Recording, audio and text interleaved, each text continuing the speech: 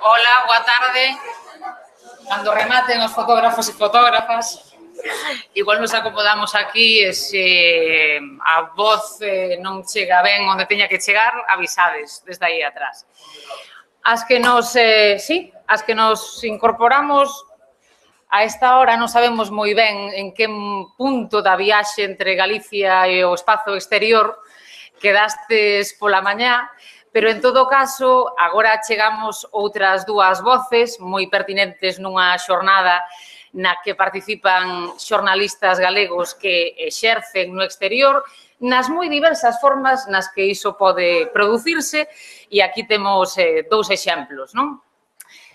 Falar do mundo desde Galicia, falar do mundo desde calquera parte, pero co marco de referencia no que un se criou, que para os que estamos aquí pois ha de ser falar do que sexa desde un medio de aquí, desde un medio de fora, e para iso temos agora connosco dous xornalistas, un de Lugo, outro de Sanxenxo, un nado durante o desarrollismo franquista, outro que inaugurou o que agora se chama o Reximento 78, non que inaugurase el, pero cadrou que naceu naquel ano, e por introducir algún deses datos anecdóticos que non aportan nada, nin importan moito, pero que dan cor a unha crónica, e para demostrar a versatilidade que estes dous xuntaletras e escribidores xuntan letras en diversos lugares e formatos, poderíamos dicir tamén que un deles escribiu guións para longametraxes e series de televisión e que outro escribiu o himno da 10ª Copa de Europa do Real Madrid, por exemplo. Pero, ademais de todo, estas dúas voces que hoxe comparecen aquí, agora que moitos lectores, oíntes, telespectadores din sentirse orfos de medios de referencia nos que confíen para vestir o mundo pola mañá, para entender o mundo cada mañá, con ou sen traballo, neso que agora parece que todo o mundo ten que ter, xornalistas tamén, que marca persoal, eles teñen desde logo unha asinatura, unha voz, unha mirada, unha prosa, que moitos lectores e lectoras buscan alá por onde vayan, xeográficamente ou mediáticamente.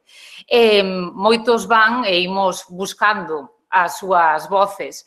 A de Miguel Anxo Murado, pois xa desde que empezou a facer crónicas na guerra da Yugoslavia ou despois en Palestina, ou agora cando lemos as súas columnas de opinión, as súas análises de política internacional ou na Voz de Galicia ou en medios internacionais como o Guardian ou o New York Times, en outros moitos lugares no que o temos, en os seus libros, evidentemente.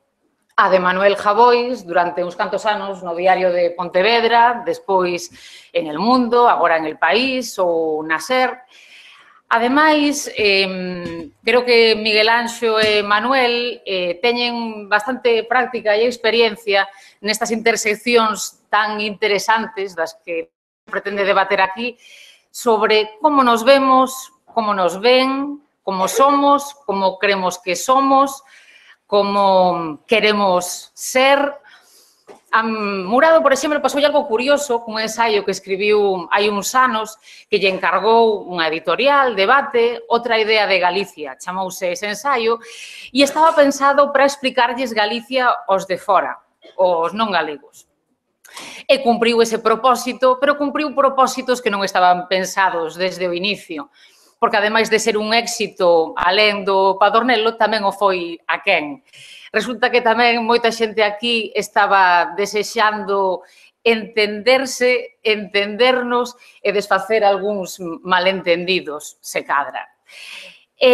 Javois, cando escribía no Diario de Pontevedra, chegou un momento en que houve xente que empezou a decir un tipo que escribe tamén ten que marchar para Madrid. El publicou daquela unha compilación de ensaio, de artigos que escribira no diario, titulada precisamente Irse a Madrid, na que, entre outras moitas cousas, explicaba o extraño que era que porque alguén se dedicase a escribir, a xuntar palabras e lle dixese que non podía haber máis destino bo, mellor destino, que marchar a Madrid. Publicou uno, editou isto, decidiu marchar a Madrid, decidiu facer o que lle petaba e iso foi o que lle petou, marchar a Madrid e contalo. E ao final, cando tantas veces nos queixamos desde as diversas periferias da Península Ibérica de que no menú informativo dos medios que se pretenden españois o que ocorre en Madrid acaba engulindo boa parte do relato informativo que se fai e incluso de que moitas veces os medios galegos asumen como propia esa axenda e hai que camiñar moitos minutos nas escaletas ou pasar unhas cantas páxinas ata que atopamos o relato do que nos pasa aquí, pois resulta que ás veces tamén o que fai Manuel Javois é explicarlles aos madrileños que non é a primeira vez na historia que, por exemplo, a esquerda goberna nunha cidade tradicionalmente conservadora, senón que iso xa pasou tempo antes noutra misteriosa cidade galega que neste caso foi Pontevedra. Non sei se, como para tantas cousas, hai algún tipo de validación para o propio traballo dos xornalistas, dos escritores, cando marchan ao exterior, ou se desde aquí hai unha especie de orgullo patriótico de que os nosos equipos xoguen na Champions League, pero si eso é a Champions League, pero, en fin, de aquí a lá, de como nos vemos, como nos ven e de como se construe e se combina ese relato, supoño que falaremos nos próximos minutos. E aproximadamente do que lle cadre. Non sei se vos que vades canto tempo vivindo fora de Galicia, Miguel Anxo? 20 anos, Manuel 4, en fin, experiencias diferentes no tempo, pero o suficiente como para xa dar un cambio de perspectiva. E produciuse un cambio de perspectiva, ti que levas máis tempo fora. Houbo tamén malentendidos que descubriches cando deixaches de vivir e de traballar desde Galicia? Bueno, eu pensaba esta mañá cando se falaba desta relación entre Madrid e Galicia, o centro, periferia ou non centro real. Pensaba que o meu caso é un pouco peculiar e que, ademais, creo que é sintomático do novo mundo da globalización. Eu non estou en Madrid como capital de España. Eu estou en Madrid por unha razón moi estrictamente práctica, que é que a miña muller traballa ali.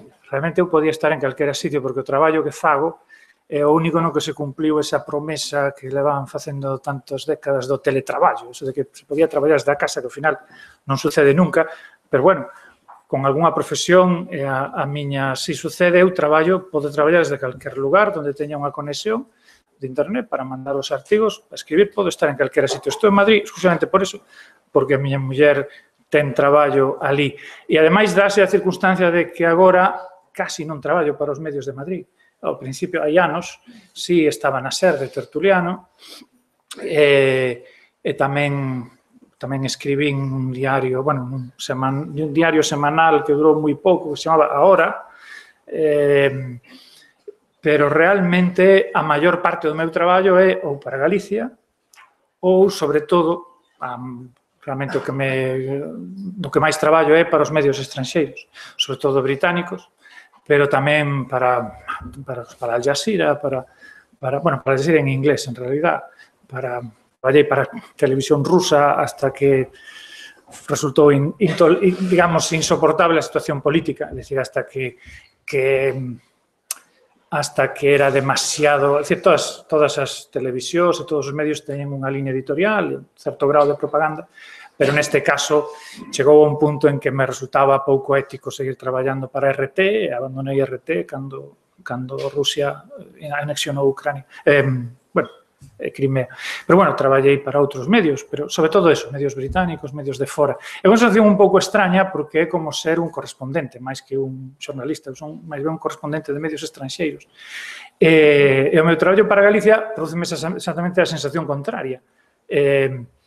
Escribo ás veces sobre Galicia, aínda que non sempre, pero escribo na prensa galega, e a xente, claro, cando escribes na Voz de Galicia, a xente pensa que vives na Coruña. A máis non sei por que na Coruña, concretamente, podías estar tamén en Santiago, e a xente non se cree que este en Madrid. Igual que a xente en Madrid non se cree que levo 20 anos fora de Galicia porque teño un acento moi forte, que era un elemento singularizador cando estaba na radio, cando estaba na cadena SER de Tertuliano. Había xente que pensaba que o facía de broma, o acento, pero non. é así, é o que teño. En cambio, pois eso, cando escribo para Galicia, pois sí que realmente non estou aquí, pero teño a sensación de estar aquí. Ou mellor dito, escribo na posición que a mí máis me gusta, porque a miña relación con Galicia é nostálxica, é sentimental. Sempre foi, tamén cando vivía aquí, era nostálxica e sentimental. Porque, bueno, non me vou alargar moito explicando a cuestión, pero a miña presenza dunha xeración, Belén falaba do desarrollismo, do franquismo, home, tamén foi a época dos Beatles.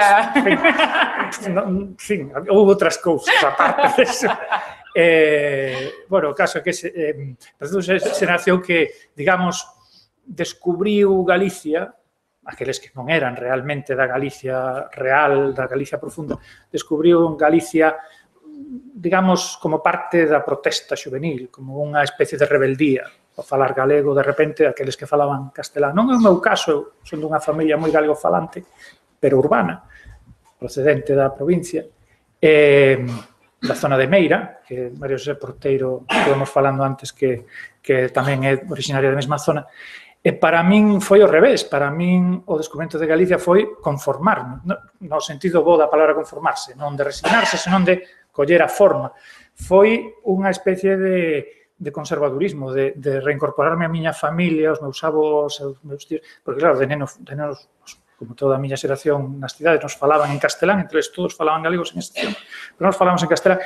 Entón, aí, aos 13, 14 anos, pois, incorporeime, digamos, o idioma familiar e, ademais, tamén o coñecemento, é dicir, eu non tiña esas experiencias que tiña a miña mãe e meu pai, que falaban das vacas, dos cochos, non sei que, de tal, das barreiras, de subir, cousas, un mundo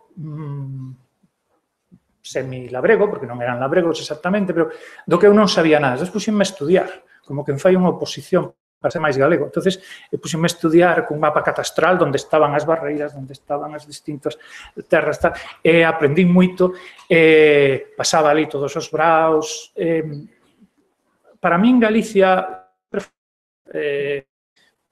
sentimental. Digo por contraste ca visión ideolóxica de Galicia. Non é que eu non comparta moitas das ideas desa visión ideolóxica, pero para min o elemento fundamental sempre foi esa cuestión sentimental. E, por tanto, nostálxica, porque, claro, é unha Galicia que vai desaparecendo, sempre foi desaparecendo, le vai desaparecendo décadas e décadas, non? É unha desaparición moi lenta, nadamente porque permite disfrutala incluso no século XXI. Entón, eu agora que estou fora, realmente non noto ningunha diferencia, non me sinto fora, porque sempre me sentín así, sempre me sentín un pouco un emigrante dentro da propia Galicia, porque a Galicia que eu soño, a Galicia da miña imaginación, é unha Galicia que xa casi non existe, que eu casi non conocín, pero nada máis, bueno, como entrevista así nunha porta medio aberta. E ti senteste fora ou non? Houve cambio de perspectiva? Índose finalmente a Madrid? Eu cando eu publico e escribo ese artigo de irse a Madrid que é humorístico, non era unha burla por esa xente que non está en Madrid e de repente ten un afán creativo ou algo que se exixe que marche para a capital. Non era un pouco en rirme desa cousa tan rancia da gloria literaria madrileña, non? Ti vas alí a buscarte o éxito e a conseguir facerte un nome, non? E iso era o que me dicían a min, non? Cando eu estaba escribindo no de Pontevedra, collas cousas, marcha para lá que te salí un futuro, non? Eu, se me movía de Pontevedra, se me movía da miña casa e do meu xornal, non era por un futuro, era por un presente, non? Eu estou en Madrid non por razóns estritamente persoais, todas as razóns estritamente persoais as teño en Galicia, eu estou en Madrid por diñeiro. Fun ali por diñeiro, fun ali porque a oferta era moi boa e porque eu estaba, ademais, nunha posición moi frágil. É dicir, eu sou unha persoa que non ten currículum, eu non fixen nunca un currículum, e menos mal que non o fixen porque se chego a mirar, probablemente botaríame pola ventá, non? Entón, calquera cousa que pasara e que logo pasou e todos os xornais venos afectados pola crise, se eu saía do xogo, eu non volvía a entrar. Tería moitísimas dificultades para volver a entrar neste oficio, tería que dedicarme a outra cousa. Por lo tanto, a oportunidade tiña que collela sí ou sí, e cheguei ali, a percepción cambiou A percepción cambiou bastante. A mí pasaba tamén como Murado. Eu teño, en Galiza eu tamén miraba as cousas desde fora para escribir, non? Sempre adoptei esa postura, estivese onde estivese, creo que a postura máis atinada para tratar de describir con precisión o que se quere contar, non? Saírse un pouco do escenario e miralo dende unha posición un pouco distante. Pero en Madrid o que me atopei foi unha cidade sen identidade. É dicir, sin un grande sentimento de identidade, o cal era bo por un lado, pero tamén malo por outro, porque arrogábase a identidade de España. É dicir, non, aquí non hai unha gran exaltación do madrileño, non hai unha gran exaltación da bandeira madrileña de determinados vínculos que podemos ter, por exemplo, na periferia, pero sí arróganse a exclusividade dos símbolos do Estado, non? Identifícase moito con iso. Pero, por lo demais, pola xente, eu creo que tardei 4 ou 5 meses en coñecer a un madrileño. Custa bastante traballo, non? Pois, en fin, estamos xentes de todos os lugares e, ademais, o núcleo galego é moi forte e rapidamente absórbete.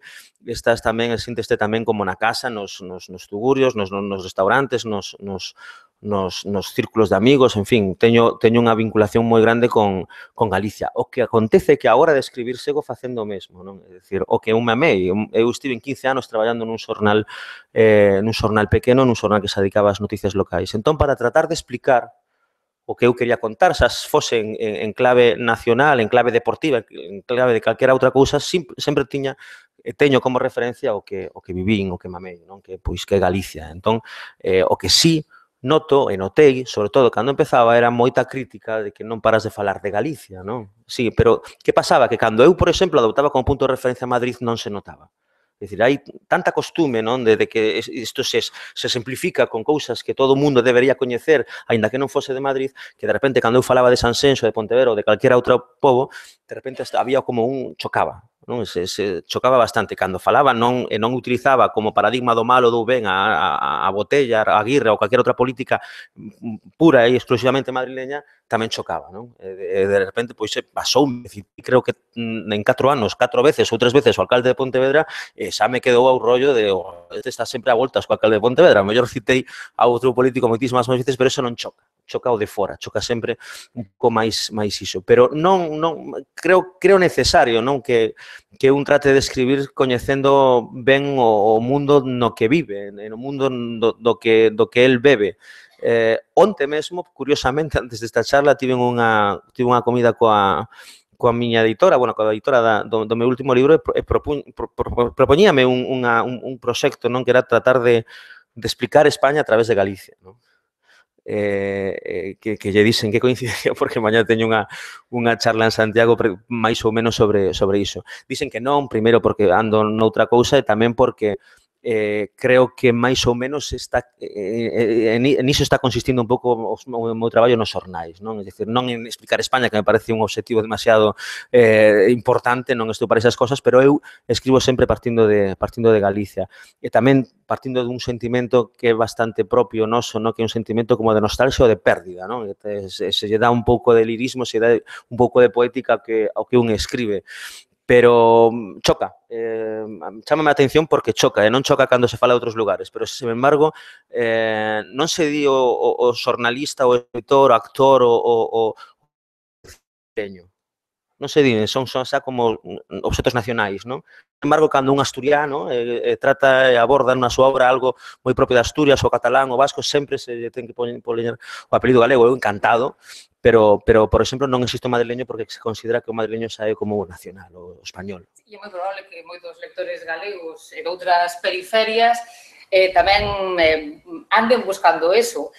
Acordábame agora por unha banda desta polémica coas cubertas de Balaídos hai pouco en fin, como tantos afeccionados madrileños se indignaban porque non se pudese xogar o partido, porque van a buscar, digo, Javois escribirá algo sobre isto, explicarás. Tive na sorte de que o domingo preguntei a que hora era o partido, non me había entrado nada, non estaba. Me acordaba de que Murado, en outra idea de Galicia, explicaba falando dos galegos en Madrid no século de ouro e da galegofobia rampante naquel momento, que os galegos daquela en Madrid facían un pouco o papel que en outros momentos podían ou poden ter os inmigrantes subsaharianos, por exemplo, non? E véndonos como inmigrantes no Reino de España, claro, pois habería estas dúas opcións, asimilación ou multiculturalismo, non? A opción que ti escolliches, non sei se che pareceu que era unha vía que abrías, pouco explorada, ou que a máis habitual era anterior, non? Aceptar que en Madrid é a medida porque se analiza España e o mundo. Non, ti podes estar ali tranquilo e sentíndote ben contigo mesmo facendo o que faz sempre, non? Que o primeiro consello que eu tiven cando cheguei, siga a escribir como escribe sempre, sobre todo non perdas a mirada, non perdas a perspectiva, que conste que a forza centrífuga é moi potente, a veces inconscientemente ou involuntariamente de repente tende a pensar, porque hai que tamén escoitar as radios, os xornais, non só ali, senón no resto do Estado, que de repente parece que está traballando nun xornal de Lugo e ten que escribir da Gran Vía de Madrid, non? Isto pasa, pero falo casi involuntariamente, porque xa telo na cabeza parece un asunto de cuestión nacional. Por lo tanto, a veces a forza é bastante, tens que ter certa perspectiva. Cando chegas, sí que a veces podes perdela e supoño que hai xente que a perde definitivamente, pero, en fin, entre que non estou ali moito tempo, veño moitísimo a Galicia, e segundo, non leo nin escoito moitos medios, que isto sexa unha carencia bastante grave e unha declaración terrible nun xornalista, pero a min axúdame bastante a manter a perspectiva, é dicir, fago un tipo de xornalismo moi arriscado, moitas veces non me entero do que está pasando en España para escribir de España, sen embargo, consigo facelo con certa comodidade, non? E con certa liberdade, porque a influencia, a opinión, hai moitísimo ruido, hai moitísimas opinións, xa non son nos xornais, nas redes sociais, e cando un máis ou menos permanece, a veces cos oídos tapados, consigue adoptar moi de vez en cando unha mirada máis orixinal. O título que se propoñía para esta conversa, traído desa outra idea de Galicia, de Miguel Anxo, era outras ideas sobre a cultura galega, desde logo ambicioso.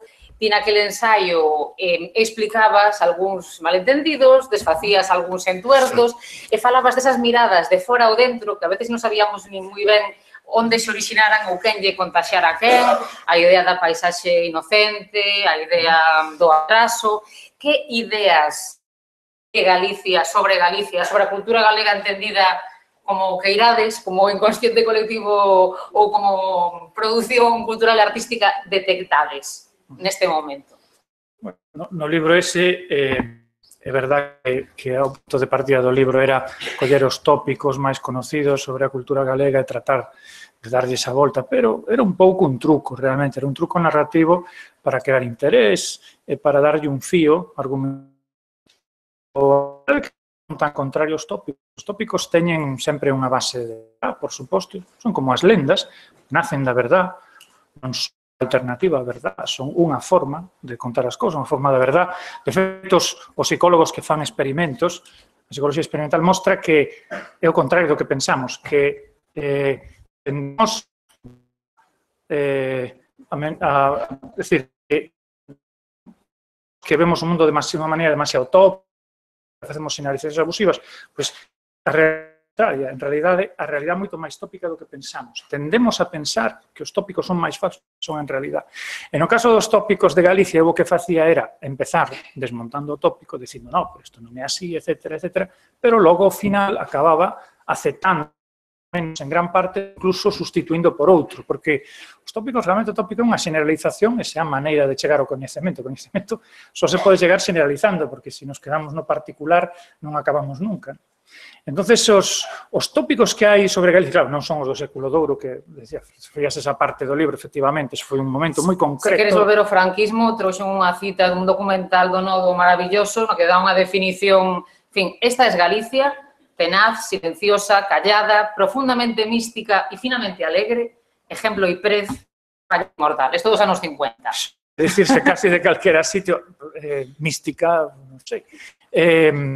Sí, eso cambiou, desde logo, é dicir, os que hai sobre Galicia ahora en España, en Madrid, son casi todos positivos, eu diría todos. É dicir, ese capítulo do libro titulábase da galegofobia a la gallegofilia, e é que, efectivamente, ahora vivimos nunha época de galegofilia, é dicir, ser galego é unha cousa moi valorada, está moi ben visto. Os tópicos que hai son sempre positivos. Ademais, curiosamente, esta mañá se falaba de como se fala de Galicia nos telediarios, nos informativos de televisión, que se fala moito do tempo, de que chove, etc. Eso ten que ver co feito de que a información do tempo pasou a ocupar unha parte dos horarios informativos. Fanse uns programas complicadísimos, longuísimos sobre o tempo, e o tempo de Galicia, claro, é máis variable. Entonces, dá moito... En Galicia chove, eso é unha realidade. Non nos podemos ofender que nos digan eso porque eso é certo. Chove, os días de chuvia ao ano son os que son e as estatísticas non minten. O que sí está ocurrindo unha cousa moi curiosa é que eu vexo, non o sei, pero gustaríame averiguar, pero teño a impresión de que as televisións, Televisión Española e probablemente a Tres Media, están alugando sistemáticamente material producido en Coruña por algunhas productoras que hai en Coruña, Atlans probablemente. Entonces, como ali teñen unha boa infraestructura, porque en Galicia a infraestructura audiovisual é moi boa, en parte pola televisión galega que creou unha pequena industria en torno e tal, e todo eso. Entonces, o resultado é que calquera tema do que sea, todos que non teñen a que ver, a xente falando ten acento galego, e notas que máis están moitas veces no paseo, porque Atlans está xusto no Orzán, entonces sempre os ves aí no Orzán opinando sobre violencia doméstica, sobre Donald Trump, sobre tal. Entonces, cuidado que o mellor resulta que os galegos están sendo a base fundamental, a base demográfica da opinión pública e da opinión popular en toda España. É unha cousa que nunca sucedera cando era pequeno, acórdome no franquismo, que cando saía Lugo na televisión, que saiu nada máis 2 veces, porque non podían non sair, porque un era en el espacio Los Ríos, que claro, salían todos os ríos de España, salía o Miño, salía Lugo, e outra era Mi tierra desde el aire. Cando saliu Lugo en Los Ríos, era 5 columnas del Progreso. O Lugo en la televisión española, non se un acontecimiento, non salía nunca, absolutamente nunca, non se mencionaba. Nunca, nin Lugo, nin prácticamente nin sitio de Galicia. Era un lugar... Agora casi o contrario, menciónase con moita máis frecuencia do que se corresponde ao peso demográfico. Somos o 6%, me parece que estamos por aí, e, sin embargo, o peso é tremendo. Bueno, os meteorólogos, aí temos unha sobrerepresentación considerable dos galegos, tamén por razóns obvias, non? Ter clima variable xenera meteorólogos. Entón, xa... Agora que xa os taxistas non son galegos, que xa non hai porteiros, que tamén era outra profesión que tiñamos completamente controlada en Madrid, e que, ademais, por certo, había porteiros en Madrid que eran galegos e logo a outra mitad eran asturianos, de Cangas de Narcea, todos. E a xente en Madrid meteuse na cabeza que o acento asturiano era o acento galego. E de aí ven esa confusión que aínda agora eu percibo algunha vez que se usted de Lugo. Lugo. Non, Lugo.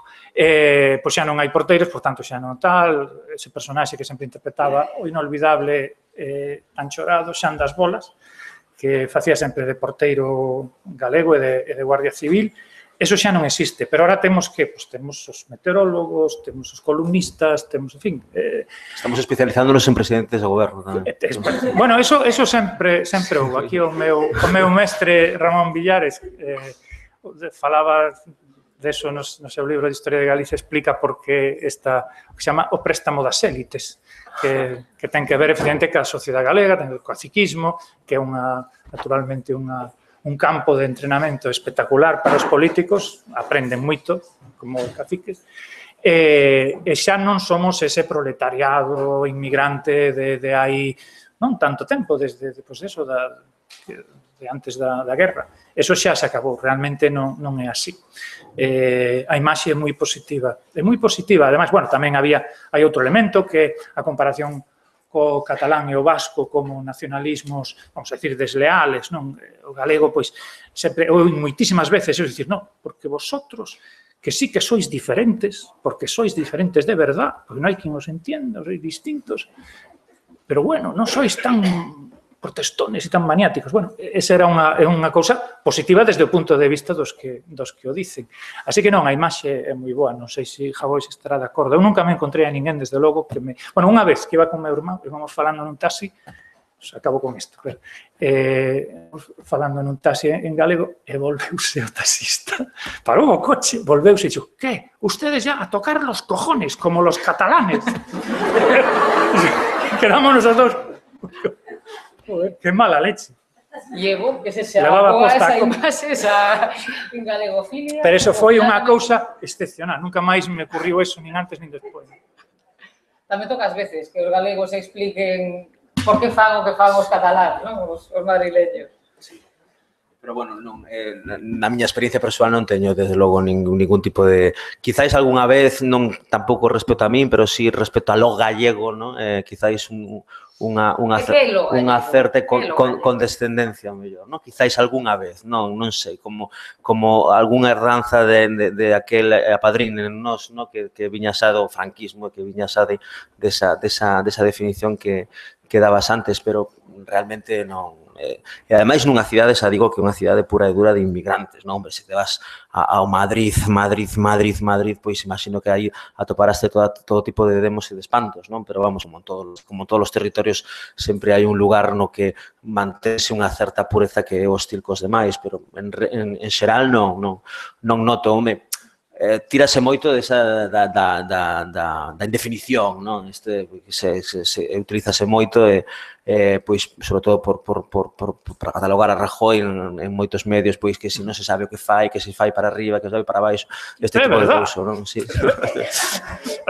Se achaca moito a un certo ADN, a un certo carácter galego que, como di Murado, pois evidentemente toda a realidade ten unha parte de verdade, todo tópico ten unha parte de verdade.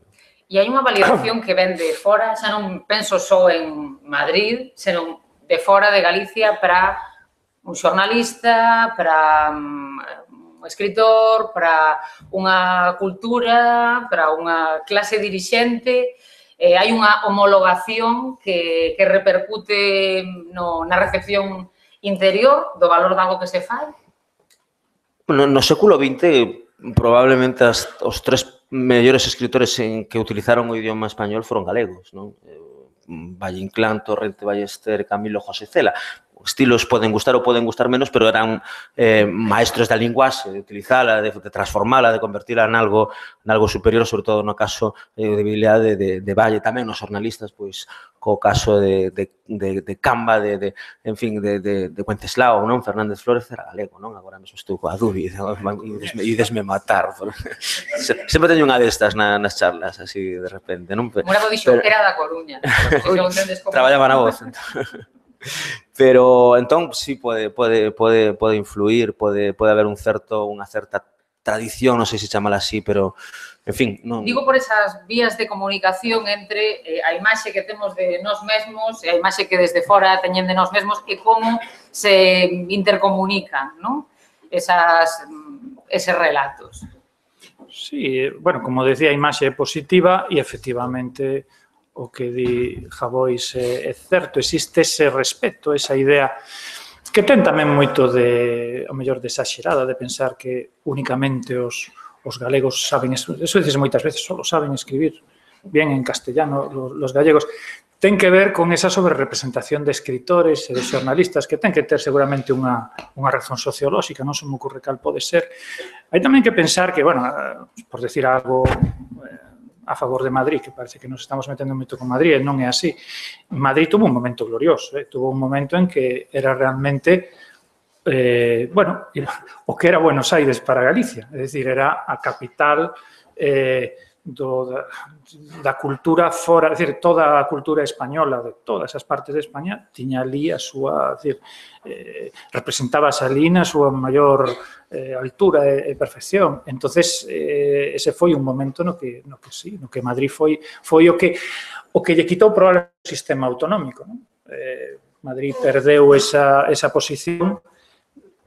Claro, os outros deciden todo o día que Madrid ten unha postura dominante e tal, é certo, pero comparado con outras capitais europeas, eu creo que é a que menos. Se un vai a Francia, xa non digamos, pero en Gran Bretaña, Londres, é todo, é dicir, é o 90% de todo o que se fai en Gran Bretaña é Londres, así o único que se me ocurre é a Alemanha, que efectivamente é un país moi descentralizado, pero os demais todos están centralizadísimos, moito máis que España, e é por isto, polo sistema autonómico, que privou a Madrid de moitas cousas, eles ás veces se queixan, pero é certo que xa o xornalismo non ten como centro absoluto Madrid, pero, claro, é a capital, é onde se produce a política, bueno, de alcance español, en ese sentido. Pero, por exemplo, o Guardian corresponde, agora cambiaron, agora teñen outro, creo en Madrid, pero tuveron durante moito tempo, onde estaba en Barcelona.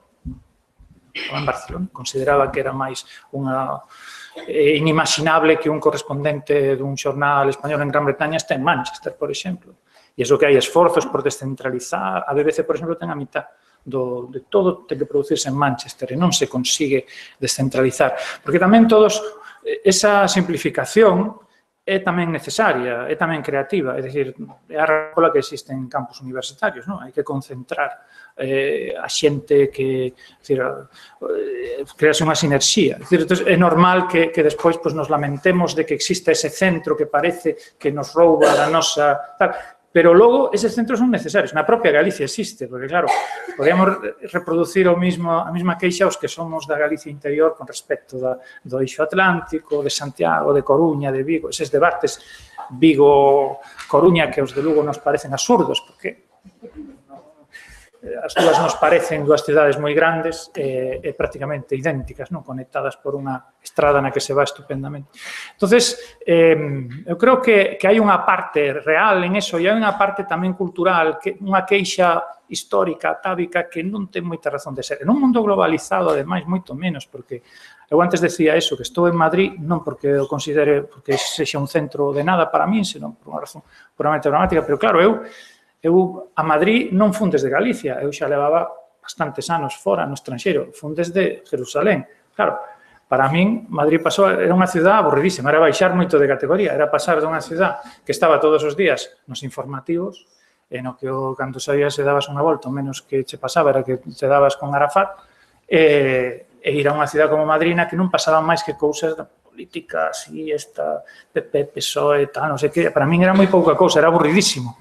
Así que o mundo é moi grande, xa realmente vos que sodes estudiantes moitos de xornalismo, o mundo no que ides traballar, o mundo no que esta diferencia entre Galicia e Madrid é case unha diferencia menor, non? Vais traballar seguramente, eu que sei, en medios estranxeiros, en medios de outros continentes, bueno, falamos, por exemplo, da omnipresencia das noticias de Madrid nos telediarios, e é verdade, hai demasiadas. Pero que decir de Nova York, a correspondente en Nova York de Televisión Española coloca unha historia prácticamente cada día. Algúnas son cousas ridículas, son cousas prácticamente de periódico de barrio, non? É así. E ademais é o que a xente pide, ollo, tampouco é unha cousa que se impoña. Unha vez, escoitando na radio na BBC, falaban sobre houbera un atentado en Beirut e logo houbera inmediatamente un atentado de París, un deles, moi grave. Empezou o debate de que se falaba moito máis do de París que o de Beirut, que era máis xente. E isto era unha señal de racismo, non sei que, e chamou un tipo de Beirut e dixo, non, porque aquí tamén falamos máis do de París que do de Beirut. Con un ou os dous pés fora, como valorades agora o ecosistema informativo galego? Vendo tamén, en parte, dende a distancia. Bastante orfo do instrumento do país, non da lingua.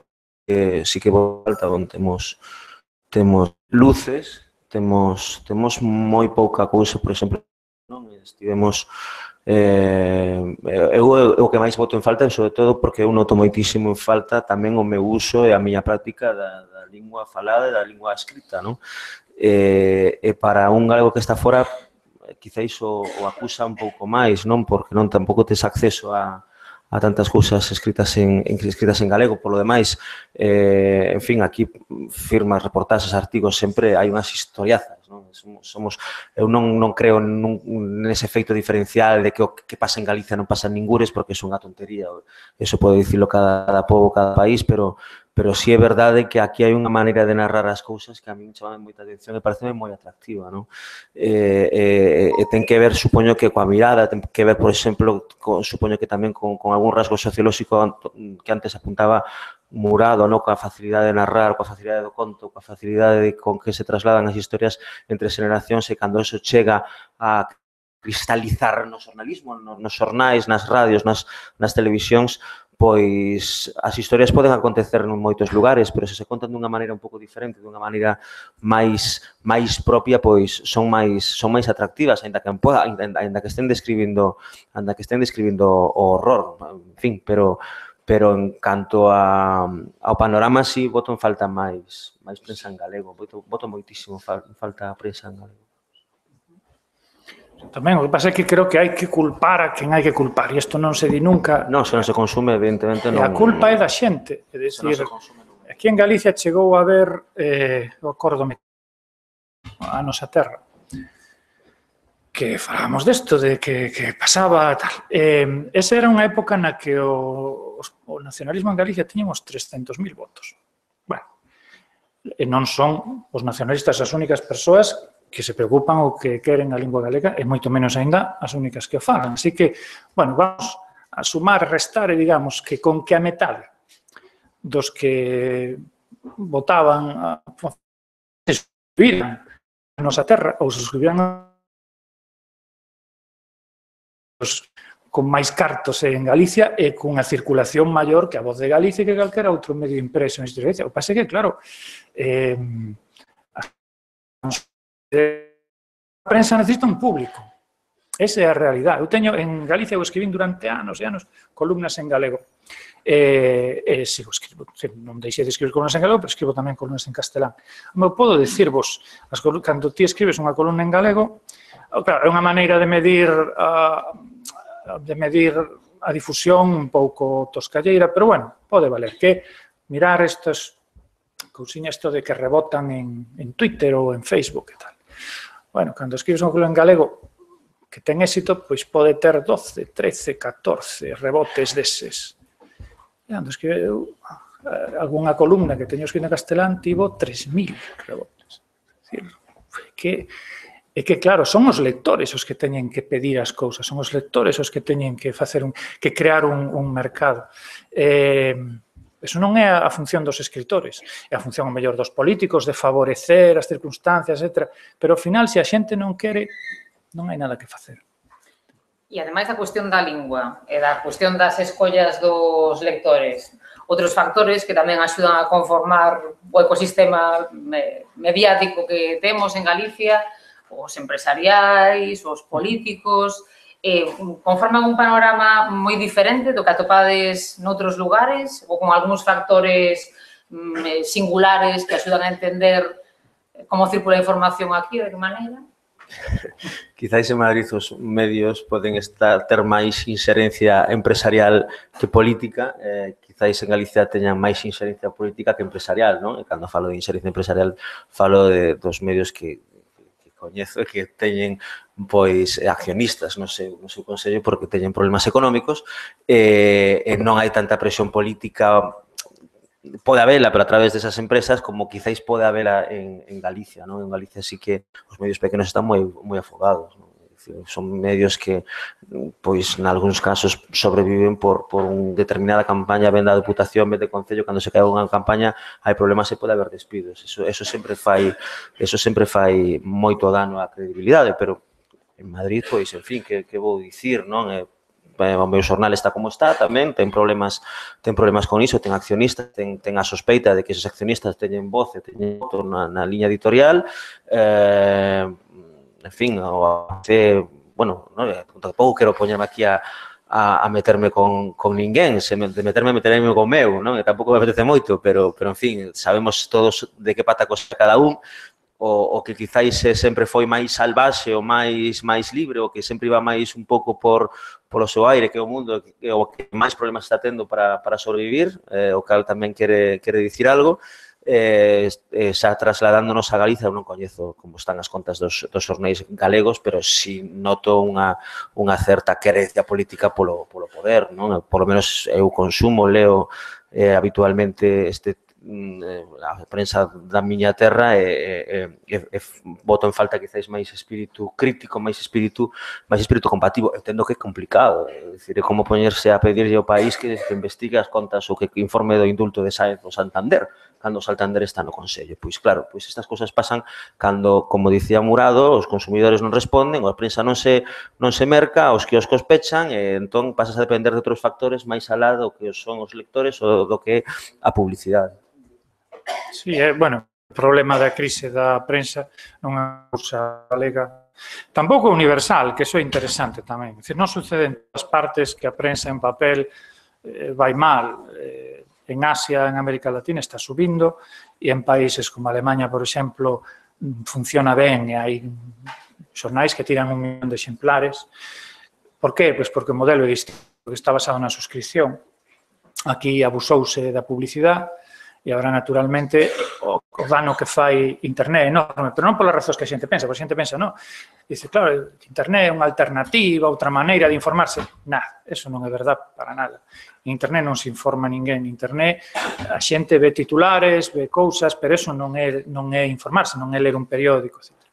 Non, o dano que fai Internet é, primeiro, que quita tempo a xente para ler, e logo que tira os precios da publicidade, porque, claro, se é un universo infinito, pois claro, a publicidade vai caendo de precio e ao final eso arrastra tamén o precio da publicidade dos medios, vamos chamar, convencionais. Decía antes que en Internet a xente non lee, confirmou nun estudio que saliu hai pouco, hai uns días, saliu no Guardian, un estudio que explicaba, fixeran por fin un cálculo, como se debe facer, e dicir, non canta xente entra nas páxinas web a ler en Twitter e noticias, que, por certo, están rebotadas de xornais en papel prácticamente todas, senón canto tempo a xente dedica a ler noticias. Entón, salía que, claro, que, aínda que hai xa moitos menos lectores de xornais en papel, se sumamos o tempo que pasan lendo, é moito máis, pero moitísimo máis, como un 80%, que non o que se lee en Internet, que, claro, son noticias que son 3 segundos ou 4 segundos. Para min, o problema desta cuestión, desta crise tecnolóxica, é que non se está vendo unha alternativa, non aparece unha alternativa. É dicir, está morrendo o xornalismo convencional, tradicional, como se lle queira chamar, pero non está aparecendo algo que sustituya nas redes. Realmente non hai, de momento, ningún. Hai cousas moi interesantes, hai esforzos moi grandes. Estaba aquí Cortizo, diario.com, consigue financiarse, pero iso é un logro increíble. Poucos medios no mundo consiguen financiarse, hasta ahora, autofinanciarse. Huffington Post, tanto que se nos fala, Huffington Post está totalmente subvencionado por medios, non ten absolutamente nada de autosuficiente, son modelos inviables, que si pensamos que eso vai ser o futuro do xornalismo, non digamos a salvación do xornalismo, estamos tolos. Entón, esta é a cuestión, pero é unha cuestión que pasa. De feito, Galicia, curiosamente, é un exemplo, se acaso, que ás veces se menciona cando hai este debate, é un exemplo do contrario, non? Porque está o caso da Voz de Galicia, que é un periódico que se mantén relativamente ben, pero claro, é por cuestións sociolóxicas, é por Galicia, é pola socioloxía do lector de xornais galego, porque un xornal que hai en cada bar de cada aldea de Galicia, e claro, esos son moitos bares, e hai moita xente que está suscrita polas esquelas, etc., ten moitas edicións distintas, e, por tanto, sirve a información precisa a cada comarca. É dicir, é unha cousa que só se pode dar nun lugar onde a poboación está tan dispersa de unha maneira relativamente homoxénea por todo o territorio. É unha cousa que non se dá casi en ningún sitio de Europa, eu penso. Entón, é unha singularidade, pero non é un modelo exportable, ni moito menos. Entón, eu vexo eso con preocupación, e foi unha pena cando pechou a Hora, por exemplo, porque era un fracaso máis do intento de sair con papel e tal, porque é que, claro, realmente a experiencia neurolóxica de ler nunha pantalla e a de ler nun papel son distintas. E iso sabémoslo todos os que lemos en papel e en pantalla desde há moitos anos.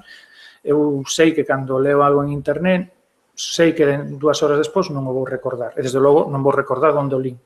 En cambio, cando lees en papel, queda moito mellor na memoria, hai un efecto de memoria fotográfica, etc. De feito, eu cando leo algo en internet, imprimo, sempre. Cando quero ler alguna cousa, imprimo para lela nun papel, etc.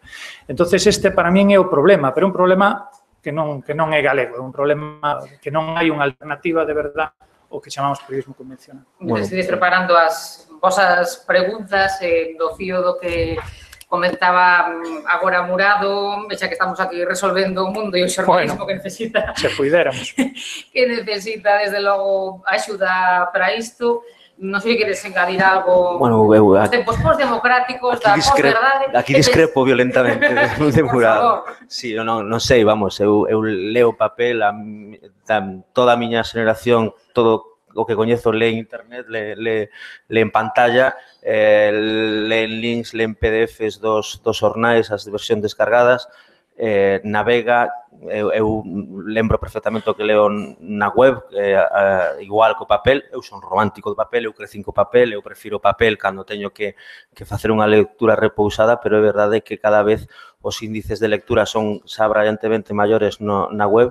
E despois os estudios din que cada vez a xente quedase máis cos reportaxes longos na web. O lunes pasado tivemos unha reunión, un grupo de reporteiros no xornal e os estudios internos que están manexando, que hai os textos que de 1.500, de 2.000 e 2.500 palabras se están lendo, non que se estén lendo xa en pantalla e que se están lendo xa nos iPhones ou nos móviles, nas pantallas móviles. Non, eu eso fago de tempo, pero eu tamén son bastante salvaxe coa lectura e levome moitas broncas por andar así, non?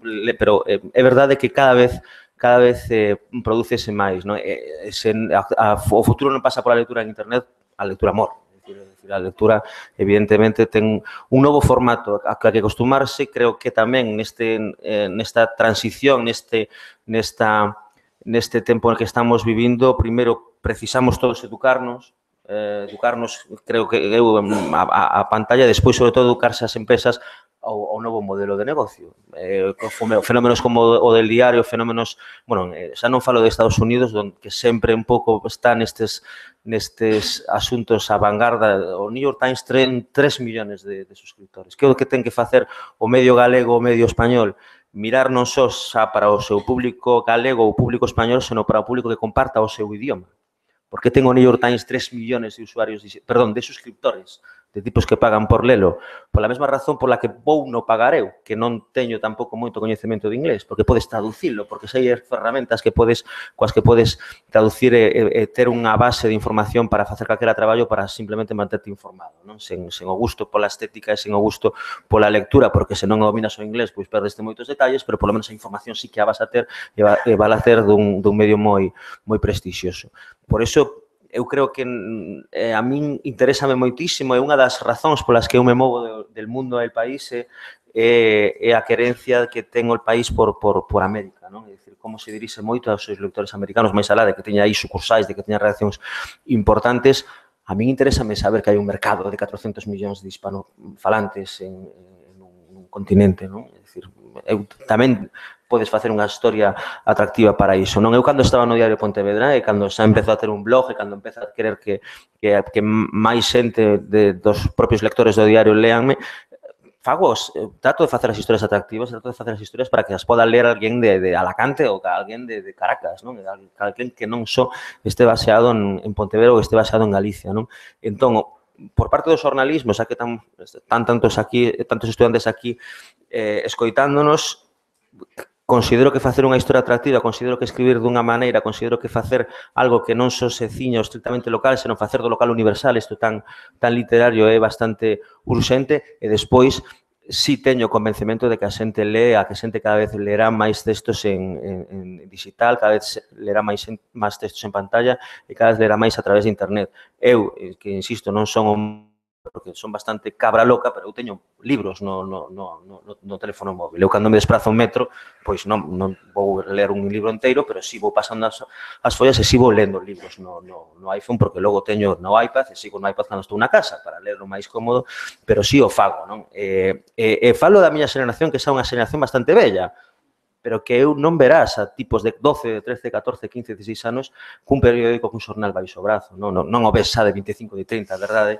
e, polo tanto, teñen que ler así. É verdade que o desfase entre os clics, o desfase entre os usuarios únicos que lle chaman os xornais é brutal. É dicir, el país, que hai 14 millones de tal este mes. No, 14 millones pincharon as noticias. Pero moitísima xente en proporción lee as noticias. Non, eu teño acceso ao tempo que pode pasar a xente na noticia, a túa noticia, porque a túa noticia foi a máis vista do día e canta xente pasou. É dicir, ese tipo de cifras son moi chamativas, non? Nos mellores tempos dos xornais en España quizás pudimos vender, bueno, falo da democracia, a mellor 300, 400.000 algún domingo, non? Bueno, hai noticias que superan ese número de lecturas, non? E insisto, estamos en un período, pois, como dirían os dirixentes de Podemos, no que o vello non acaba de morrer e o novo de nacer, pero xa se están vendo os primeiros produtos e as primeiras gañanzas. Chegado a este punto, seguro que xa tedes comentarios, preguntas, opinións que compartir con nosco, con Miguel Anxo e con Manuel, así que quen as teña.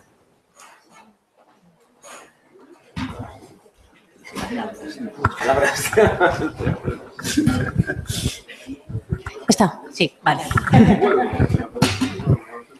Bueno, a miña pregunta ven referida ao título destas xornadas, que son voces de periodistas galegos que exercen no exterior. Bueno, exterior, estou vendo que exterior entendido como Madrid únicamente. Pero a mí tamén me parece interesante reflexionar sobre a visión contraria. O sea, como vemos desde Galicia a nosa visión, cal é a nosa visión de Madrid. Porque, por exemplo, bueno, volvendo á polémica de fai 2 semanas sobre o teito de Balaídos, eu son da Coruña. Bueno, cabe destacar que a cuberta de Riazor, pero bueno. Houbo... Vamos co Betis, claro. Sí, bueno, claro, eso non.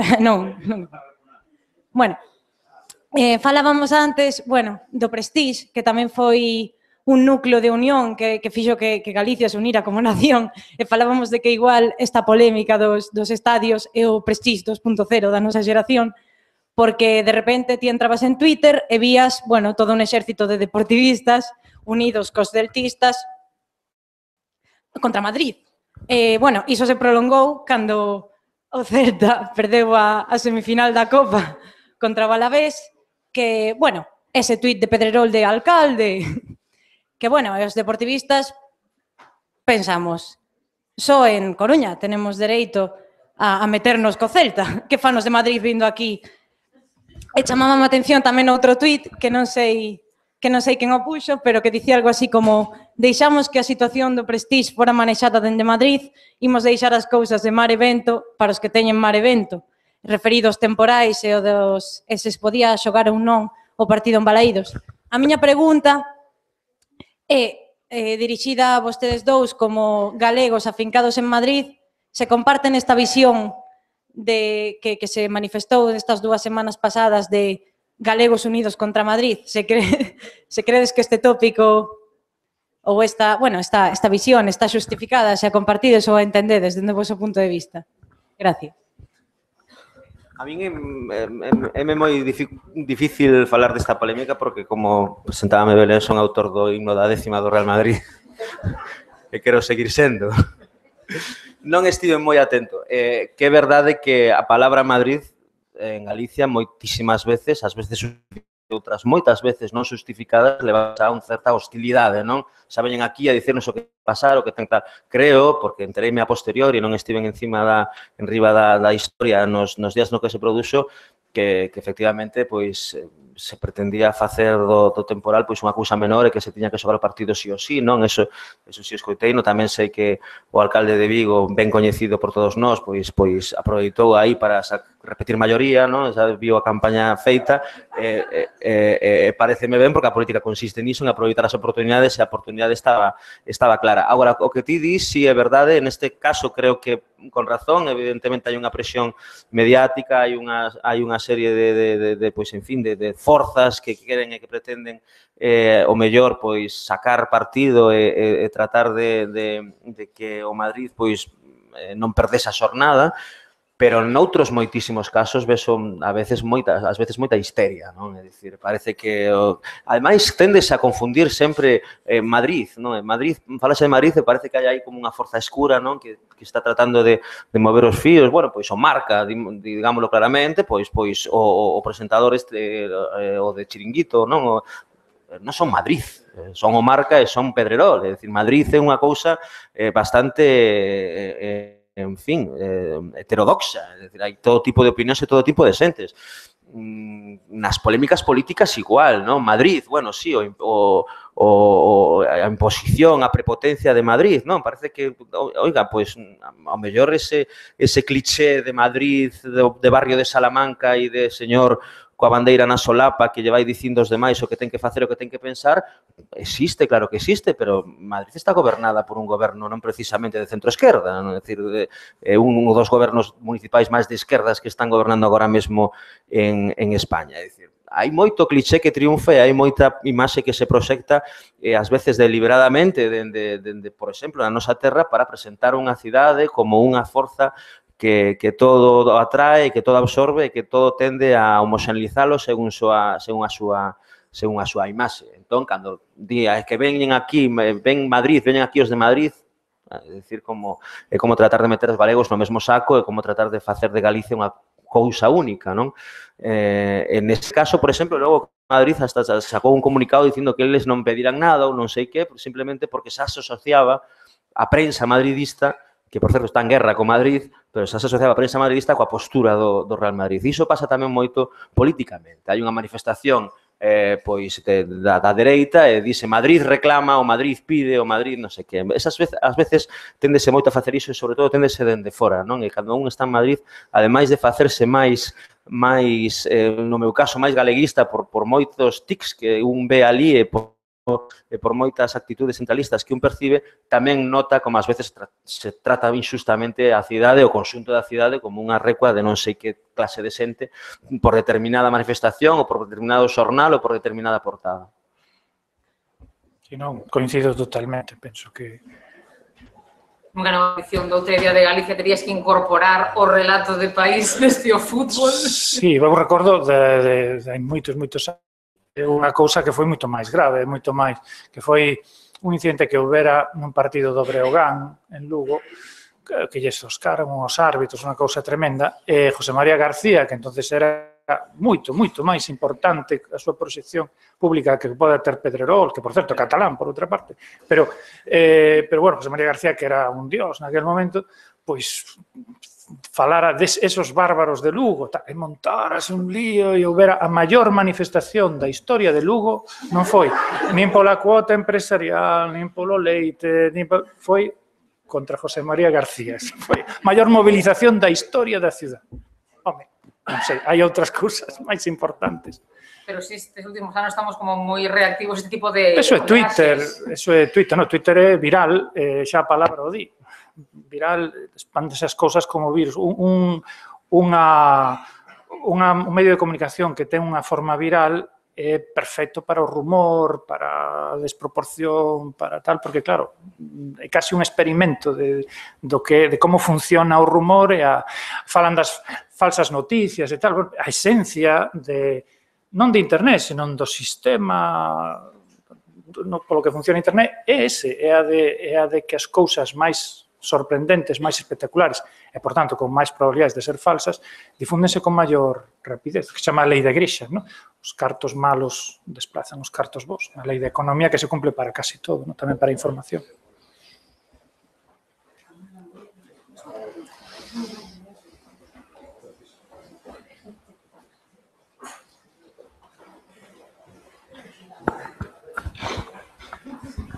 Bueno, eu quedeime hoxe pola mañán na última intervención coas ganas de facer unha pregunta, non se me permitiu, bueno, pois vou a facer ahora, ainda que lle vou dar outro sesgo. Unha reflexión indirecta ou tangencial respecto do poder que se ten desde un podio, non? O feito que se poida conceder a palabra, limitala, restringila ou dirixila na dirección que sexa, pareceme extraordinario.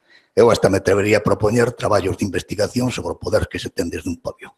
Pero, bueno, esta é unha reflexión tangencial ao que quero preguntar. Iba a preguntar sobre o tema do galego, do mal uso do galego e da reacción que os galegos que residen en Madrid poidan ter precisamente contra ese mal uso, esa mala praxe. Xa se falou de Xan das Bolas, poderéis estender tamén a Nini Marsal, etc. Eses tempos pasados, felizmente, pois eso xa pasaron. Entón, vou darlle outra pregunta. Fagoa aos dos incidentes.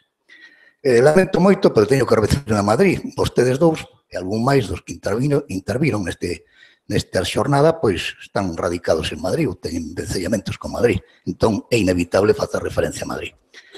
Esa forza centrífuga da que se falou, que eu creo que existe, vamos a ver, de que xeito condiciona ou pode condicionar, eu digo con todo respecto, por suposto, as conviccións persoais, os custos que eso poida representar. É dicir, para decirlo máis claramente, o ayorllamento que hai que facer, supoño eu, estou facendo presunción desde a distancia, para entrar nun medio, para acomodarse a un medio, para ter aceptación do gurú de turno, etc., ata que punto ten que chegar? Esta é a pregunta colectiva que fago os dous. E a individual quero facer ao señor Murado, non? Polo que dixo, vostede foi tertuliano. Eu esta mañá fixe unha pregunta sobre o tema das tertulias, foi como algunha outra, pois totalmente soslayada, non se quiso contestar ela, entón lle pregunto, desde a súa experiencia como tertuliano, pódenos contar que opina este tipo de xornalismo e, sobre todo, cal é a reacción que un bo xornalista, como pode ser vostede, como é vostede, poida ter sobre as inxerencias que se poidan producir de persoas que, sin ser xornalistas, inclúense atribuíndoselle pois certas aptitudes que poden ser reais, que poden ser finxidas, que poden ser instrumentadas, etc. E despois a moderadora quero lle brindar outra definición lamentable, triste, das moitas que hai negativas de Galicia. A fixo un señor xa morreu há moitos anos, moi importante en España, que se chamaba Ortega, e decía de Galicia: tierra pobre, habitada por almas rendidas, suspicaces e sin confianza en sí mismas. É, penso eu, a definición que poida ter, tristemente, en algún momento da historia, certa certeza, en algún época da historia, penso que esa está limitada, pero creo que é a máis destructiva que se poida argumentar cando se queira falar de cousas negativas de Galicia. Nada máis, moitas gracias. Nun dos capítulos de outra historia de Galicia faz un percorrido, unha compilación de outras cartas que se poderían sumar a esa. Empezamos polos tertulianos ou empezamos... non entendí se a pregunta se refería ao ayornamento para traballar un medio desde Madrid ou a un medio en xeral. O custo que hai que pagar para integrarse en un medio importante en Madrid. Así de claro.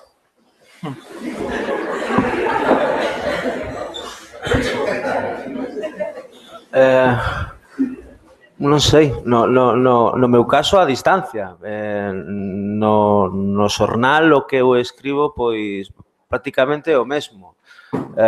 Eu teria que pagar un custo ideolóxico se estou nun xornal moi radical na súa ideoloxía, supoño, non? E habería que ver se estou disposto a asumilo, por suposto que non, porque ao final, mira, neste oficio un vai e ven de moitos xornais e no momento en que pasa a venderse, no momento no que pasa a ter un custo, conta coa confianza da empresa, o que dure, pero perde para sempre a confianza dos lectores, non?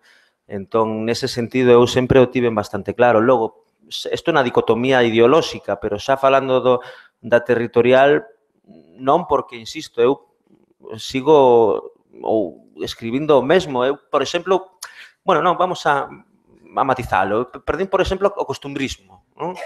Eu creo que perdín un pouco ese costumbrismo, máis que nada pola xerarquía que ocupa a columna na que eu teño, na que tiña en el mundo e na que teño no país. Non, eu no Diario Pontevedra tiña unha columna que estaba situada nas páxinas de atrás e logo tamén na contraportada, e aí podía facer moito máis xornalismo en primeira persoa, podía facer contar historias, pois como a que conto mañá, por exemplo, saltándome as miñas regras de saindo fora da actualidade da política, e, sen embargo, nun medio máis, entre comillas, de combate, nun medio que está na primeira liña, nun medio que está moito máis, bueno, que é moito máis lido, sí que teño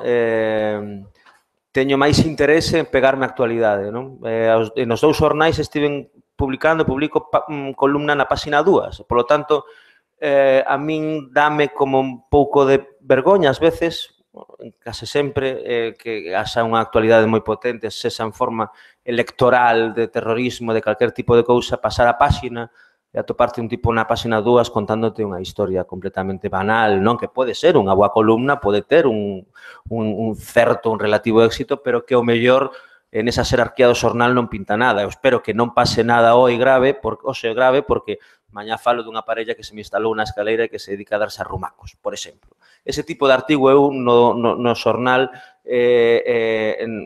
aquí no Diario de Pontevedra facíalo moito, non? Facía moito, pero en Madrid case non o fago nunca, non?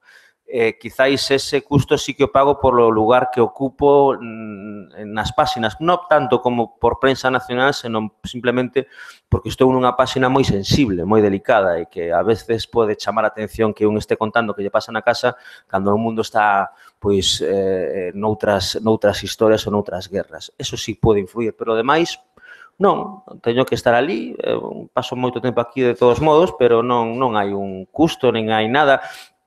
A min chamanme, a min vanme a buscar, eu non me vendín a Madrid, eu non fun ali a chamar a porta. Polo tanto, cando a min me chaman, quere dicir que eles queren que faga o traballo que estou facendo aquí nese xornal, non? Polo tanto, entendo que eu non teño que cambiar. Eu non chego ao despacho de Pedro J. Ramírez e me di, bueno, estou te lendo no Diario de Pontevedra, pero aquí quero que fagas unha cousa radicalmente distinta e tes que pagar este prezo por estar no xornal El Mundo. Pois, eso é unha cousa completamente diferente e, por suposto, pois non tería lugar, porque, ademais, o traballo meu se facelo dunha forma e facelo doutra, nótaseme a distancia. A impostación nos xornais e, sobre todo, nas columnas, un das a primeira ou a segunda liña. Entón, non, tiven que facer o que facía. Hai disciplina ou non hai disciplina? Como disciplina? Non. Eu teño unha posición bastante privilexiada. É dicir, eu non a sufro. Hai compañeros que a sufren. Bueno, pois eu supoño que, sobre todo nas informacións, sí que se sufre máis que na opinión.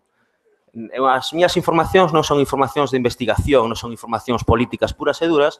Eu fago reportaxes, non sei se mañá ou pasado sai outro, bueno, fago entrevistas, fago unha información máis atemporal, por así dicilo, e fago logo análisis e columnas ou contracrónicas do Congreso e de fútbol. Aí non tocan. Hai unha mitoloxía que ten que ver coa opinión nos xornais e que está mediatizada ou está condicionada. Bueno, eu entendo que tamén percibo que hai columnistas e hai xente que se dedica a opinión que seguramente non lles dé un toque, pero saben perfectamente en que medio están e procuran mimetizarse na atmósfera dese medio, non? E procuran pois non ter ningún problema e sumarse ao exército de opinadores co que refrendar unha liña editorial, non?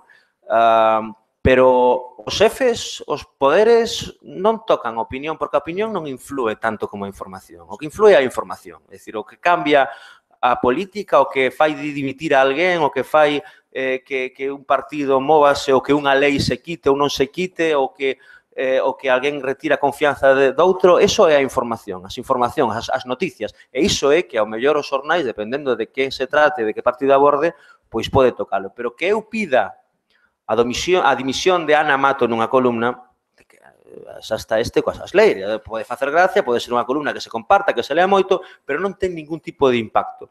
Que, sin embargo, se demostre que Ana Mato pois beneficiouse do Agurte, ten un coche que non encontra na casa, un Jaguar e non sei que, eso sí que ten influencia e eso sí que provoca que a ministra de Sanidade teña que marcharse. Pero que o que opine deso non hai tanta influencia. Por iso deixanos en paz. A mí moita xente me pregunta, bueno, que non che dan o toque de que tes que escribir, de como tes que escribilo. Estaría morto, se obedezo, estaría completamente morto. Porque, ademais, pero na información sí que se fai, na información sí que se orienta, non? Eu creo que é bastante evidente, bastante claro. E o que ten que facer, o que o fai o xornalista, pois moitas veces é retirar a firma. O opinador non pode retirar a firma, porque a columna ten que ter un dono, non? Pero na información se pasa a ser o dono o xornal, o poder, o que sexa que cambia a orientación desa noticia ou desa nova, pois ten dereito a retirar a firma e deixar a nova así.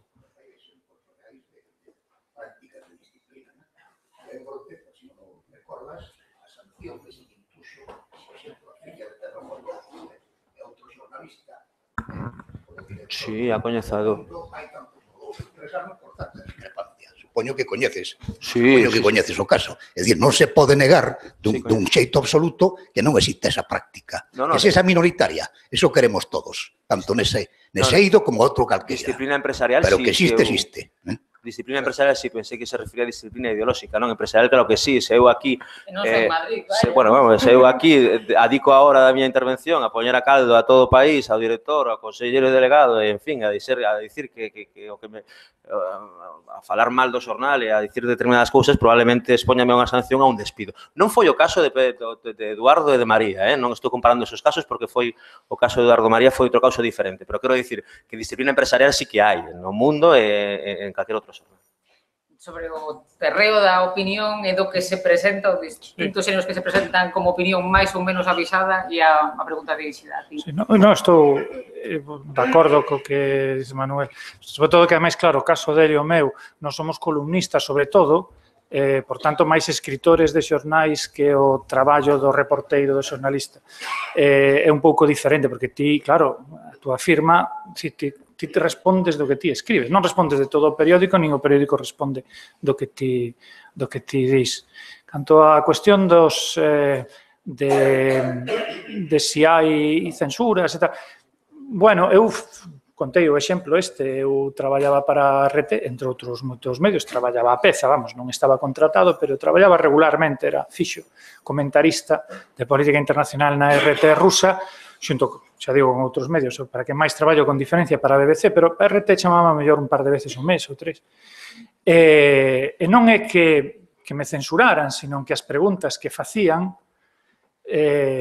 chegou un momento en que houve claramente un cambio de liña editorial. RT, non sei se sabedes, é un medio ruso que en teoría é privado, pero en realidad está pagado por Gazprom, que é a xigante da enerxía ruso e que é realmente unha empresa pública. Por tanto, é un medio moi pro-Putin. Bueno, cando Rusia non estaba tan metida en tantos fregados como está agora, non tiña maior importancia eso, porque nos falamos da política española, de cousas así que non tiñan. Pero cando empezou esta situación moito máis tensa internacional, eu notei que as preguntas que me facían levaban xa implícita a resposta. Eran, vamos, prácticamente, o único que tiña que decir era afirmar, non? Entonces, pois deixeino, parecíame humillante. E outro caso máis parecido que é Telesur, a cadena venezolana, que nunha ocasión, só nunha ocasión, me chamaron e as preguntas eran tan surrealistamente propagandísticas que me produciu tal vergonza que a última xa nin a respondín e despois bloqueei o código de Venezuela no móvil, que é unha que a mellor me chaman para outra cousa de Venezuela e non me van a encontrar. Pero foron os dous casos máis notorios que me ocorrieron a min. E eso eu traballei en moitísimos medios distintos, moitos. Eu estuve en El Mundo tamén, era correspondente en Xerusalén nunha época moi conflictiva, porque era a segunda intifada, estuve anos ali, cubrindo a intifada, e era moi polémica, porque, ademais, o lobby pro-israelí existe en todos os países, en España non é moi forte, agora é máis do que era, pero, bueno, hai, non? E, sobre todo, estaba a embaixada que leía todos os días todo o que publicábamos, e todos os xornalistas que estaban ali, da comunidade de prensa española, estaban permanentemente amenazas de morte, nos pintaban unha diana na porta da miña casa, a embaixada sistemáticamente pedía o noso cese, a bestia negra era o do ABC, era Juan Cierco, pero, bueno, todos os demais tiñamos a nosa ración tamén de comían cada pouco alguén da embaixada israelí comía co director do periódico, doutro, tratando sempre de cesarnos, de botarnos, pinchábanos os teléfonos, nos negaban tal, ás veces nos detiñan, era unha cousa tremenda. E a min non me cambiaban nunca nada do que escribía no periódico, é dicir, o periódico resistíase, e era un periódico máis, Pedro J. é moi pro-israelí, sin embargo, non me censuraban, eu eso nunca o percibín así. Como di Javois, son outras cousas as que os periódicos lles interesan, son outras, é dicir, é moito máis grave, por exemplo, nun periódico en España, meterse co Corte Inglés, isto non é unha broma, é máis grave meterse co Corte Inglés que meterse co rei, pero é moitísimo máis, é dicir, non veredes nunca en... Bueno, Tens razón, perdona. Estás aí, non me acordaba. No, pero vamos, por poñer unha empresa... Ou BBVA, ou Santander, é dicir, estas empresas poderosas que producen publicidade, que dan publicidade aos periódicos, lógicamente son clientes moi importantes os que non se pode maltratar. En cambio, o rei, o presidente do goberno, bueno, forma parte do xogo político. Bueno, e indo a cuestión das tertulias, fun tertuliano, efectivamente, na SER, non que estuve moi cómodo, a verdad, non é un xénero no que eu creo que eu funcione moi ben. Fun porque querían alguén que falara de política internacional e logo foron todos aqueles escándalos de corrupción, entonces falábamos de corrupción. É un tema que a min non me interesa especialmente, porque máis teño unha visión pesimista da condición humana, eu penso que todo o mundo é corrupto hasta que non se demostra o contrario, e que se unha sociedade ten políticos corruptos é porque a sociedade non... Eu penso que hai un fío invisible que vai desde que o tipo que aparca en doble fila hasta o presidente do goberno. A sociedade é toda... Os políticos salen da sociedade, representan a sociedade, son como a sociedade. Bueno, en fin, eso non é moi popular decirlo, entonces eu decía eso, quedaba mal na radio, entonces, bueno. Pero, bueno, a tertulia. Hai unha cousa que sempre nos olvidamos cando falamos de xornalismo, é que o xornalismo forma parte do mundo da información, pero tamén do mundo do entretenimento. E iso é así. E iso é así incluso para os periódicos máis serios. É dicir, o Economist é tamén un entretenimento, por moi serio que é tamén. As tertulias é un formato que a xente lle gusta, porque a xente, bueno, porque é unha discusión, a xente gusta as discusións. O malo é que en España, igual que en Italia, as tertulias, como son países nos que hai unha forte presencia da prensa rosa, é moi importante, acaban adoptando as técnicas, as tácticas, a maneira de facer e de falar das tertulias do corazón. Entón, son dunha agresividade, dunha ferocidade, ás veces completamente absurda, porque máis así non se aprende nada, non se enteran de nada, é un disparate. Pero eso non é o único modelo de tertulia. Eu estou nunha tertulia, que levo anos nela, nunha tertulia da BBC, que se chama Weekend, vamos rotando, non estou todos os fins de semana, pero estou con moita frecuencia. E claro, eso é outra cousa. Claro, porque son británicos, aí, vamos, non se levanta a voz, vamos, non se interrompe, como se ocurre interrumpir a alguén, montache unha bronca a produtora polo pinganillo, é unha cousa exquisita, casi ás veces cómica para os que non somos británicos, porque é tan británico que parece que é unha parodia, pero é así, todo é educadísimo, todo tal, todo son... Bueno, son caracteres nacionales, non? Hai outros formatos de tertulia. Esa tertulia, por exemplo, a min gustame moito, paso moi ben. Conste que na que estaba eu na SER, que eran a vivir, que son 2 días, na época de... que son 2 días. Que na época de Monse, de Monserrat Domínguez, era tamén unha tertulia moi tranquila, non había esas broncas, nin esas... E non había o punching ball este que lle chaman no mundo das tertulias, sempre... Entonces, cando hai unha tertulia de dereitas, teñen un tipo de esquerdas para darlle, pum, pum, pum, e viceversa. Na tertulia de esquerdas hai un punching ball de dereitas para que diga algunha cousa que provoque. Nós non tiñamos eso, todo o mundo falaba tranquilamente e tal. Cando é unha tertulia tranquila é bonita, non? A min parece un xénero que ten posibilidades, pero é verdad que na maior parte dos casos, e últimamente, sobre todo, estáse promovendo un tipo de tertulia feroz, non? Unha cousa que a min eu non o podo ver, porque me pon nervioso. A xente maleducada non me gusta, non me gusta nada. En todo caso, é máis fácil que te chamen para unha tertulia que para mandarte agora de correspondente a ningures, non? Pois xa non mandan de correspondente a ninguén a ningún lado, eso se acabou, desgraciadamente. A profesión máis bonita do mundo, que era de correspondente, desapareceu. Desapareceu, xa non existe, bueno, existe algún caso, pero realmente xa non existe. Ainda que alguén que anda de freelance por eses mundos comparaba estes días un artigo, non? Que se paga por unha participación unha tertulia televisiva o que se paga unha peza que se fai desde Turquía ou desde Grecia. Pero por eso, porque o xornalismo é entretenimento tamén, e, bueno, o valor de entretenimento que ten eso, pois a xente, pois claro, que lles pagan os futbolistas, que a xente se escandaliza, bueno, pero é que eso a xente o que quere ver é así, non? Eu podo dicir aquí, dar unha opinión do que acontece en Crimea, pero se a mí me pides datos, argumentos e testemunhas, teño que ir a Crimea. O aquí é gratis, dicilo. En irme a Mediaset ou a outra cadena a dicilo, pois pagante ben porque eles non teñen ningún gasto. Ponte en coche, te levan no coche o plató, xa está, pero se te teñen que levar ali para informarte, para facer o reportaxe, estamos falando de outra cousa. Por eso pagan, e por eso é a diferencia, sí. É unha desgracia, pero supoño que eu neste optimismo antropolóxico que teño espero que se corrixa, pero sí que é unha desgracia. Alguna pregunta ou comentario máis? Pois se cadra, para rematar, e por volver ao tema que nos traía aquí, resulta que saímos coa conclusión de que Galicia está sobre-representada nos medios, aínda que sexa meteorolóxicamente, pero xa que falábamos de futuro, e pese o optimismo antropolóxico de Manuel, as nosas dinámicas económicas e demográficas falan dunha perda de peso relativo de Galicia que parece bastante inevitable nas próximas décadas e nas que van vivir intensamente boa parte das persoas que nos están escoitando agora.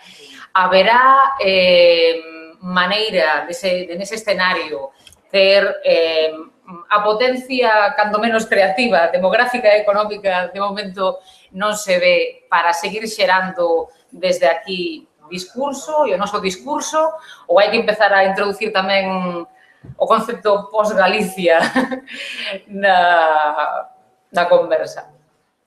No, Galicia seguirá aí, é dicir... Xeográficamente... Manuel María decía que Galicia é unha nai velliña, que está moi ben, porque todas estas ideas patrióticas da nación como unha muller nova, cunha bandeira, con tal, decía, no, Galicia é unha nai velliña. E é o que foi sempre, efectivamente, e agora é o de verdad, é dicir, é un país efectivamente embellecido, pero bueno, é o máis natural que existe, e quizáis eso acabe sendo a nosa singularidade, xunto con Xapón, que tamén é unha sociedade anormalmente envexecida, pois o mellor esa vai ser a nosa aportación no futuro, non é pouca cousa. Se eso ocurre, pois haberá moita xente para contalo ben, non? Creo que o relato non se vai perder nunca, somos un país de contadores, de narradores, pero isto non é de agora, isto ven de moito tempo atrás. Somos país de contadores de tempos oscuros e somos país de contadores tamén de tempos máis luminosos. Por lo menos, iso imos telo garantizado. Grazas, Manuel. Grazas, Miguel Anxo. Unha pausa de 10 minutos. Aplauso.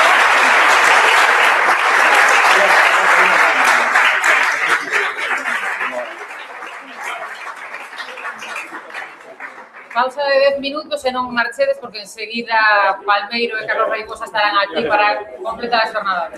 Moi ben, moitas gracias.